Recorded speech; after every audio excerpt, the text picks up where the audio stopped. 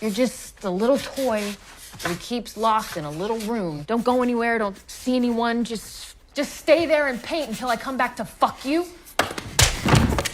Many fans don't realize that rejection is an important storyline with the character of Jules. In season 1 and 2 of Euphoria, Jules was given a lot of attention, but Jules was never given evolution as a character. That is why in season 3, she is stagnant and still stuck with men who don't regard her as a woman of worth. When Jules slaps Rue, it is because Rue held a mirror up to her. Let's take a look at Jules' background. Keep in mind that her father was given sole custody of her as a child because her mother placed her in a psychiatric facility because of body dysmorphia. Instead of receiving love and attention from her mother, who is the first woman in her life, Jules is treated as unstable and dangerous to herself. Therefore, she began to seek love and attention from the opposite gender, often older men who do not serve as a father figure to her, but rather a parental figure. This is why when Jules drops out of art school, which would have been her way to make money to sustain herself, she instead falls into old habits that she was taught works for her by society, which is to be hidden away and treated as though she shouldn't exist. However, even though she's accepted by Rue, their relationship is so toxic that there's no stability and safety, especially given Rue's involvement with drugs. By the way that Jules was mistreated by men, which includes blackmail, coercion, and harassment that she's faced, Jules has developed a need for survival. Therefore, she's not interested in romantic love, and she's very self-aware because in society, she's been forced to be self-aware about how she's perceived and how she's regarded in society in order for her to survive. Rue has had a similar experience of being mistreated as a person struggling with addiction, which is a form of mental illness, but people who don't understand the psychology behind it see it as a moral failing of Rue. However, Rue is written to be so oblivious that she's willing to bring a child into an unstable life of dangerous activities, as well as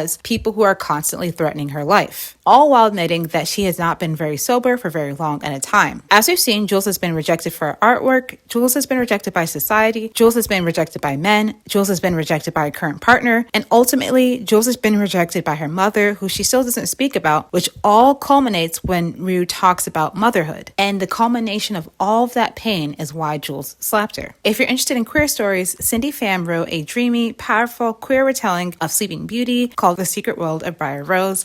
I highly recommend it, and I hope that you'll check it out. Bye!